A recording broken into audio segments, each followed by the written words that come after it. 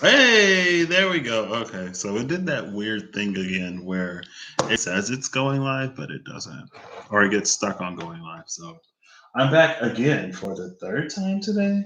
Just came out of Miss Remy's healing. Girl, I should know. I should know. I am recently subscribed out of her live. And the Pisces part had me, honestly, between that, Lilith, and Miss Remy Healings. Between that and Lilith slash Dark Eve, I feel like it's been my last few days of a growing. I only got a few minutes because I'm supposed to record a podcast episode in like 36 minutes. Um, and then I was like, oh, let me pull a random card just for the thumbnail. And Phanuel, Angel of Truth, came out. So I was like, okay, well, I'll speak it. Oh, and look, it's coming from the crown and lighting the brazier. I like that. What did that fueling? Yeah, here it is, the ten of spades, fueling the growing fire of truth. And it does it from the crown. And then there's Kakabiel, Angel of the Stars, I guess. Anyway, so for the past few days, I've, I guess, been experiencing that polarization of the self in a lot of ways. And so a little bit about my astrology, I guess. So my sun is in Pisces. My black moon Lilith is in Pisces. They're both in the 11th house. And then my Mercury is in the 12th house in Pisces anyway. But I guess for the past year and a half of my life, I've been on this journey. It started with self love. And then it, because I could love self. Well, first, it started with a lessening of the conditionality of my love, which led me to self love, which led me to an even lesser conditional love, which also led me to more self love and more respect. And so there have been a lot of people placed in my life in all kinds of sectors and areas that have been teaching me these lessons. And so lately, I had a dream the other night that I talked about in only so much detail in true Patrick fashion. Um, but I guess in general, I feel like I have. So in the Pisces section, Miss Remy, I like calling her Miss Remy, but Reem talked about a split, and it was a card of the War of the Roses, and it was like leaving your old self behind. And for me, through the space of the growing unconditionality of the love that I'm capable of carrying, it makes me a lot more patient and compassionate and understanding, and it makes me a lot less quick to judge, or it leads me to being less final, I guess, in the judgments and the conclusions that I reach. And so typically, who is this? Of course it's Ambriel. Of course it's Ambriel. Angel of Gemini. Who else would it be? With Cambiel, Angel of Aquarius, and the Gate of Sahakiel at the bottom. These three came out. This was the gate. It was Cambiel and so I guess my own gate of Sahakiel, the gate in my life that allows my higher potential to flow through, has been a part of that. And honestly, for me, I think I can be really quick to be I can be really quick to be less understanding when it comes to how people treat people or how people view people or talk about people. And I can be really final in some judgments, I guess. And also, I can be like, I can cut people off really easily and just keep moving, right? I was like, oh, that served a season. I'm done now. Bye. But it's not necessarily to continue with things that don't work, but it is, I guess, to extend more grace and to extend more passion. And I feel like in my own energy, I only have conscious memory of this lifetime, right?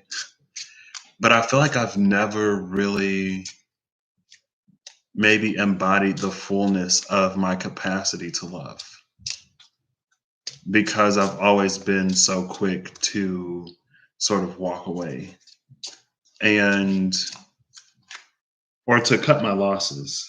What? When did I pick up this deck? What? Rahab, Angel of the Deep, is at the bottom with Cephalus at the top. The card that just came out, of course, is Belial, Angel of Shadows, but it's this one. And this one, it talks about how you can't separate the angel from the shadow in the right light. And I think, especially with this like Ambiel and this Gate of Sahakiel energy, with Cambiel at the other side instead of what Hamaliel, Angel of Virgo, I feel like it is very much this energy. And it goes back to what I was saying about how like there are times when things happen in life and we can use circumstances to justify whatever position we take. But when it comes to a lesser conditional love, it's one that exists beyond circumstance. And again, it's one that I've been blessed with the opportunity to experience more and more of. Does it make navigating life interesting? Yeah, but I'm not necessarily one for a boring life. Necessarily. I'm not one for a crazy dramatic life for the sake of being crazy and dramatic. Like, no, not at all. If it's excitement, if there's surprises, if there are highs and lows, like it's life. That's what I expect, right? But I also expect to be able to navigate them. Um, and so, anyway, with this Belial Angel of Shadow, I feel like there were times when I would be, again, justified in thinking or behaving in the way I was, but also times in which an increase in unconditionality would sort of see a different result come about. And I don't know, I have no conscious knowing or necessarily conscious like awareness of ever being again the loving side of my energy more totally and without reserve or with less, not without boundaries, but so just like fiercely loving. And I think for me, that's going to be what sort of flips the dynamic. I think for me, that's how I'm going to come into a different expression of myself. And it's not that either expression isn't me, like they're both me, but one of them is more shadow than light. One of them is more restricted or it's more reactive. It's more limited. It's more circumstantial. It's more conditional. And like, I think my typical defense mechanism is to isolate and separate and to shrink my space. Talking about, the Jormungandr versus the Ouroboros, right? How large is the snake in which we envelop our sort of reality, our own Midgards, right? Anyway. But instead of that, it's about creating new spaces. Oh, oh my gosh, I get it. That's why I could never find the mountain. That's why I couldn't find the mountain. It was about a year ago. It was almost a year ago, I think. I was like, how did you separate a timeline? Like, I'm tired of this dark timeline. Ooh, the red Joker at the bottom of the deck. Material intervention, the coming of spring, mastering the game of life. With the 8 of diamonds and the 5 of diamonds. Nearly perfect harmony, a crystal clear night of charted stars, triplets in the third trimester, a complete set of instructions, a stubborn moth reborn as a firefly, and a successful trip. I don't know what this is, but we'll just continue. And then I'll put this here. No, I won't. I'll get another one. So I had a dream about a year ago. I was getting frustrated with the course that it seemed like humanity was on. I was like, we've already been here so many times. It seems like instead of us heeding the ways in which the world is crying out for us to address its woes, we are choosing to ignore and bypass and do everything that we were already doing. So I was like, I'm gonna go, I'm gonna go to sleep. In my dreams, I'm gonna look for an answer on how to split timelines. Y'all can have this messed up timeline. I'm gonna move on to my own timeline. If I'm the only person in that timeline, then so be it. Like I wouldn't want that, but it's better than uh, the alternative. And so in the dream, I asked a question, and I was directed to a mountain. And oh my gosh, that's so interesting. Um, and so um, I was directed to a mountain, and I was in a facility. Not a facility. I was in it's like a large building, right? And I had to pass through like a cafeteria area to exit. And in the cafeteria area, I saw some dude, and he was like, "Oh, hey, haven't seen you around here before." And I was like, "He cute and he built nice. Okay." But I was also on a mission, and he would try to distract me. And so I made it outside of the building. First, I asked somebody where the mountain was, and I remember like he was speaking in Chinese. So I'm like, I don't fully understand this, but I got a gist. And so I walk outside and I look around, and the mountain is like right there. It's pretty hard to notice. I guess it was fairly close. And I tried to walk towards the mountain, but then I woke up. And again, I'm like, I'm trying to separate timelines or whatever. And so I wake up, and every time I woke up, I was in an elevator shaft. Like I was walking out of the elevator, and that's when I saw the dude. That's one of the ways in which I navigate dreams. It works for me. I ask the people in the dream space, and whether they know that they know it or not, they know it. Like, hey, Mimi, how are you doing?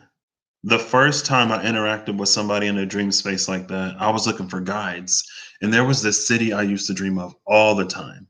I dreamed of this city so frequently, even different parts of the same city, that as soon as I saw the landscape, I knew I was dreaming.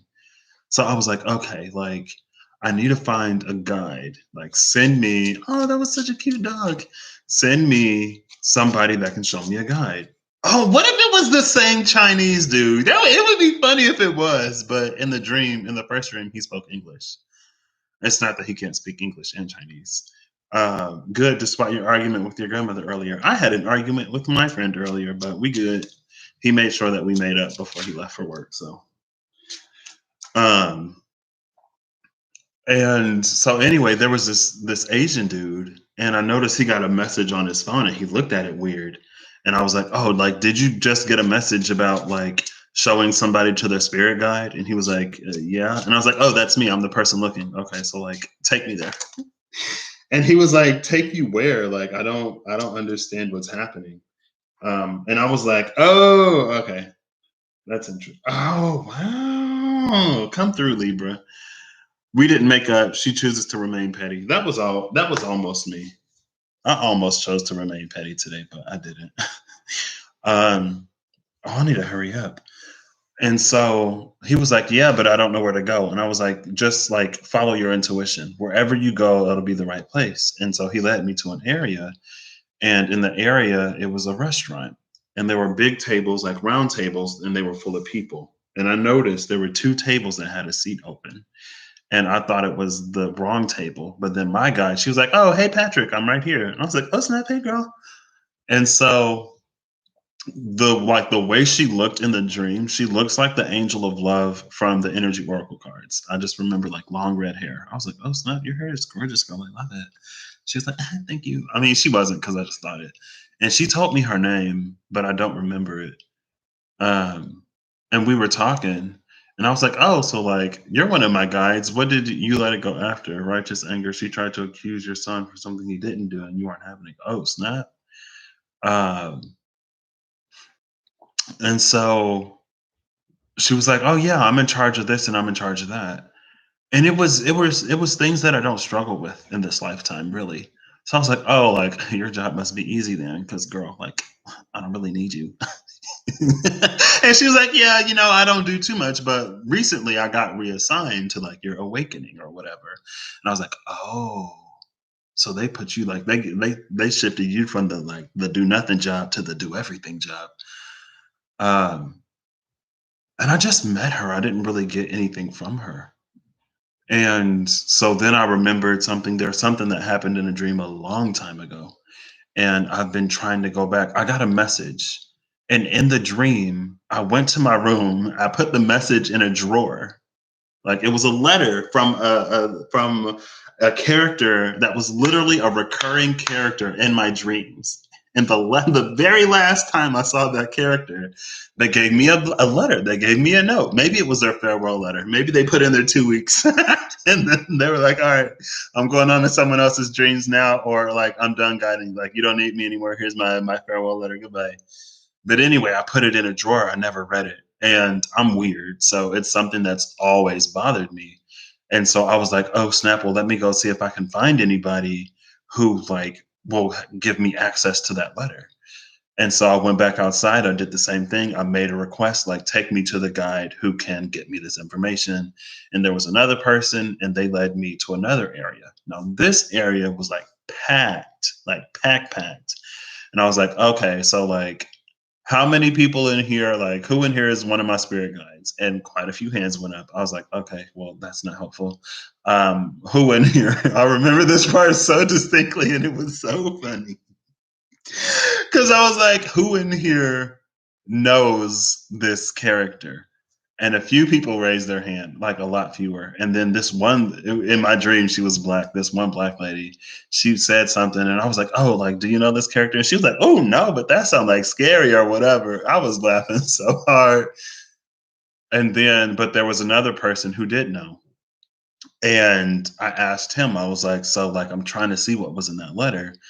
And he ended up taking me to a vault. Like, there's a place where all of the information from dreams is stored.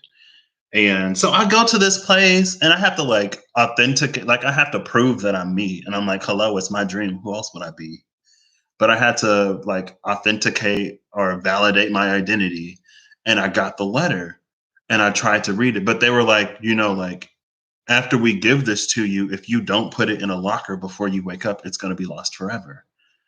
And I was like, at that point in time, I wasn't really waking up. I was comfortably lucid dreaming. Now, when I first started lucid dreaming, I would freak out all the time about waking up. I would freak out so much I would actually wake up. So I get the letter and I start reading it. And as soon as I start reading it, it's like I start waking up. And I'm like, oh no, oh no. Well, no, first they were like, the bank or whatever is going to be closing soon. So if you have anything, make sure you put it in a locker so you don't lose it. Because again, if you wake up after you retrieve it and before you put it back, it's lost. Or at least that's how it was in my dream.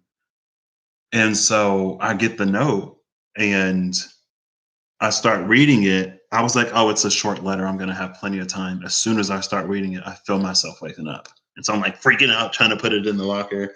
Now, fun fact, I had that dream 2018, 2019. I had the dream a few years ago. I've never made it back. I still don't know what's in that letter. It's fine. But anyway, that was my first experience with like interacting with dream people to get where I wanted to go. And so by the time I had this dream, I already had that as context, right? And so I'm asking the dude, and I remember this dude, he was Asian and he was speaking Chinese. I've taken Chinese in real life, so I know what Chinese sounds like. I dream in Chinese sometimes, even though consciously I don't know everything. I dream in Japanese sometimes. I took Japanese class. I've dreamt in French and I know no French, but I listen to Yell. Yell is one of my favorite artists and she's French. So I guess French is floating around in my brain somewhere. And he was trying to tell me where the mountain was. So anyway, as soon as I make it outside and as soon as I try to make it to the mountain, I wake up and I go back to sleep. I come off the elevator again. Now, after the first time, I know where the mountain is, so I don't have to ask anybody. Um, and so I start trying to get to the mountain. Every time I pass through the cafeteria, I see that dude, and he distracts me. And I'm like, "You cute, you real cute." Ooh, okay, but I'm on a mission right now. I'm trying to split these timelines so I can experience heaven on earth and whatever other people want, they can have it. Um, but every time I would start to make it towards the mountain, I would wake up. And then one of those times I made it out of the cafeteria. I didn't see the dude, but that time he was in the parking lot and he was like standing up this time and he had a nice silhouette. You had a dream like that. Someone was confessing what they did, and you felt yourself waking up, but tried to reread the letter again. Uh, he had a nice silhouette, is what I'll say. All the right curves in all the right places, and I was like, "Ooh, like I didn't like you were cute. I knew you was cute, but I didn't know you was like fine." But I'm still trying to go to the mountain. I was never allowed to make it to the mountain, never, and that was after I had the dream about the angel on the mountain. And the 7, 8, 9 messages, and how he just stood there and watched as I let messages fall off the mountain in frustration, because that was old Patrick. I'm frustrated, so I'm just gonna let this fall where it may. I'm not gonna do anything because I'm frustrated. Um, and that's again, like I talked about earlier, like I can do stuff like that. And at the end of the day, I'm only hurting myself, but it's like I'll hurt myself gladly if I could be petty doing it. And it's like, okay, boy, it ain't even that serious. Um, but anyway, so I was never allowed to get to the mountain for that purpose. And I think it's interesting because, again, one of the things that's really changed me over the past however many years of my life is the lessening of the conditionality of my love. Um, and the people who have been positioned in my life to open me up more and more and more and more, to the point where now I think that was my default before. Like my default is like, okay, well, I'm gonna isolate myself from this. I'm gonna separate myself from this, and then I'll just work on my own thing. And if people don't like what they get, that's on them. But now recently, and by recently I mean within the past few days, it's coming to be this energy of creating spaces. I feel like my energy is one of creation. And sometimes I can create obstacles or create endings instead of just creating in the ways that I can, in that more fully me way. And I feel like, again, I don't know every single lifetime, but through the context that I have now, I believe that I know and see what I need to in order to reach the spaces and places that I need to get. And so I feel like now, and that's the separation that I feel like Miss Remy was catching in the Pisces. It is the separation from the old me, and it's coming into a me that's just about creating spaces. And I don't have to. I don't have to worry about separation because the separation is written into the space. It's spaces that you can't occupy if you are not of. It's like if you don't have a member's card, you can't get there. If you can't occupy that frequency or vibration because you haven't done whatever you need to do to get there, like I don't have to worry about that. Because again, at the end of the day, we all sort of align with where we're going anyway. And focusing on separating or isolating or cutting off, it takes me out of my power, because for the when I was a little kid, one of my things is like connecting to people.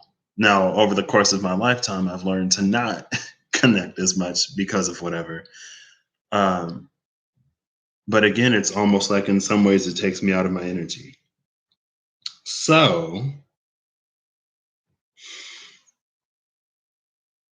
that's, I guess, the two different sort of sides of my energy. And because of a dream that I had a few nights ago, it reminded, and I just heard it again yesterday. Somebody was talking about it when Isis turned into Sekhmet because she was mad, or I think it was Isis, when Isis turned into Sekhmet because she was enraged and she was out for blood and she wouldn't stop. She turned into Sekhmet for good reason, but then she lost herself to that anger.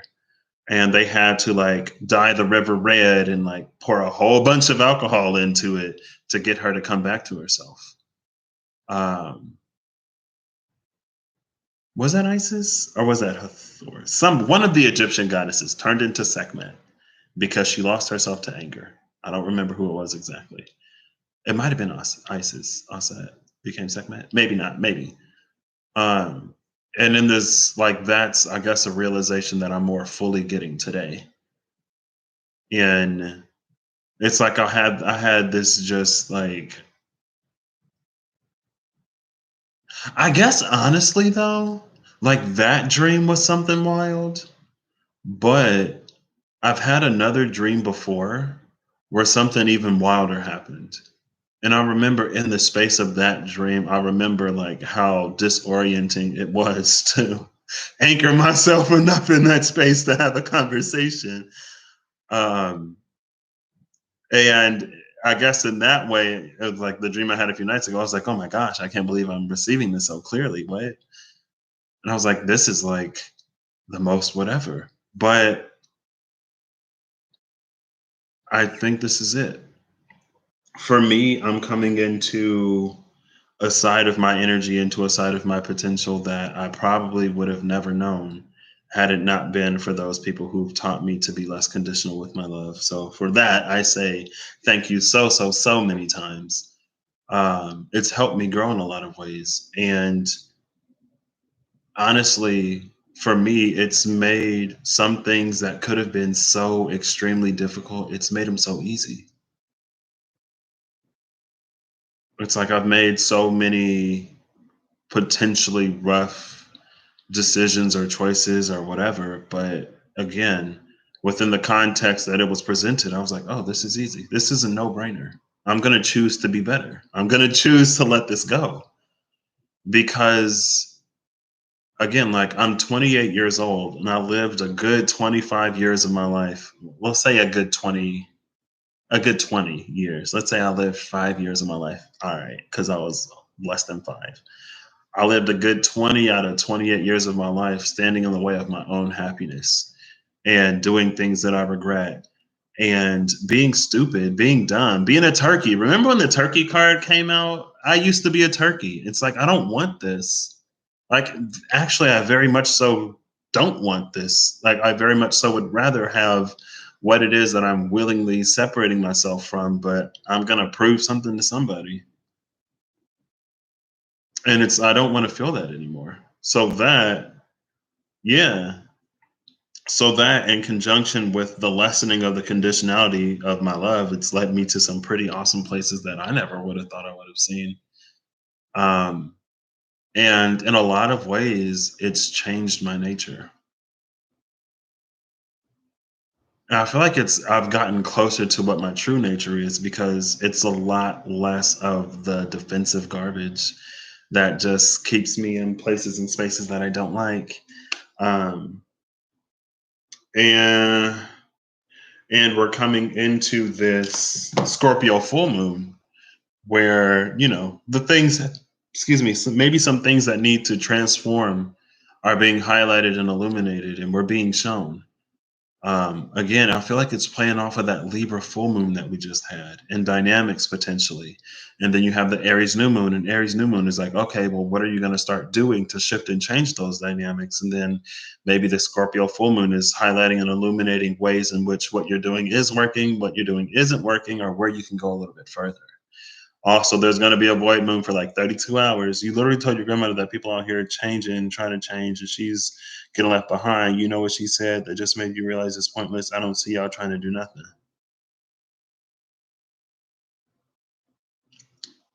I mean, honestly,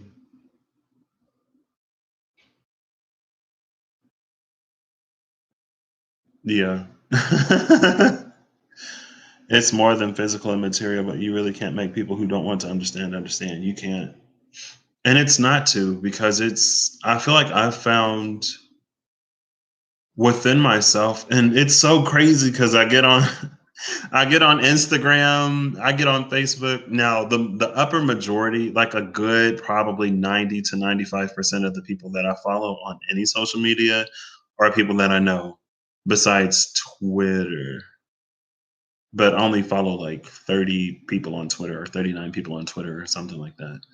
Um, it's people I know. So I'm seeing more and more and more people that I know in my day to day, like actual real life, like talking about shadow work and getting into astrology and talking about crystals and herbs and starting their own business and like mindfulness and meditation. And for me, it's like, what? This is crazy. But it really does, I guess, start inside and then work its way out.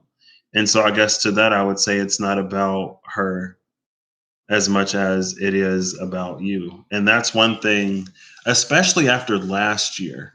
After last year, when I was like, everybody who I see talking about astrology on YouTube right now is telling people not to do anything for Mars and Pisces, when Mars and Pisces is literally the power to realize dreams. And then, because I wrote an email to somebody, and I didn't want to be just like going off, so I was like, that's when it came to me. It's like I see, I hear, I experience things in the way that I need to motivate me to do and make the changes that I need to make. And that's been a perspective that served me a lot. And it makes it easier for me to not get extremely upset with people. But the last cards that came out, it's the King of Clubs, where feminine and masculine meet the conception of innocence, nesting, and preparation, with Barakiel, the angel of lightning, and Advakiel, the angel of Sagittarius. These two together, it reminds me of the message that Lord Krishna would fire lightning from his rainbow bow, I think. Um, the rituals Barakiel performed were an object of fascination for both men and angels alike. Despite the widespread appreciation for the fruits of this work to tame the lightning, few volunteered to assist him. Barakiel was renowned both for the power he commanded and also his lack of respect for it. His fall was the first proof beyond any doubt that watchers were not complete in their wisdom or immortality. When the world we live in feels too constrained, our eyes lift to the horizon. The endlessness of the world calls for us to depart from our lives and become a part of the unknown. In this space, beyond the veil of the familiar, adventure awaits. A part of us never stopped existing in the wilderness. Advakiel guides us to rejoin the union, to seek for the sake of seeking, to live for the sake of life. And I feel like maybe that's about going into those spaces that we've convinced ourselves that we can't go into because of whatever. You were making more physical moves back then, but you had to be sat down to go from the inside out. You really evolved when it comes to what you say to people and how, especially in altercations.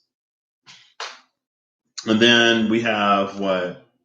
Angel of Libra and the Angel of the Truth, Fanuel, at the bottom of the deck. So I just spoke my truth, I guess.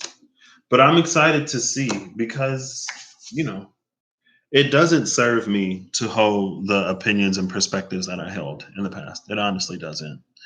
Um, and I'm excited to experience this more inclusive, honestly, more abundant or fruitful or creative energy because it doesn't waste time on creating barriers or blockages or to isolate and cut people off or to try to split timelines. I was like, how do I split a timeline so I can get my own personal heaven? Because it's some foolishness running rampant in humanity right now. I'm not down for it, and I can't do nothing about it. But more and more, I feel like we're leaning towards actually making some progress. So I'll keep hope open for that, and I'll continue to create this new space. I feel like I've been a Sekhmet for a long time, and now I'm coming into an energy of like finding out what Isis can be like, or whoever the other goddess was. So you know what? And that's all we can do, Mimi. I am. And that's enough for me.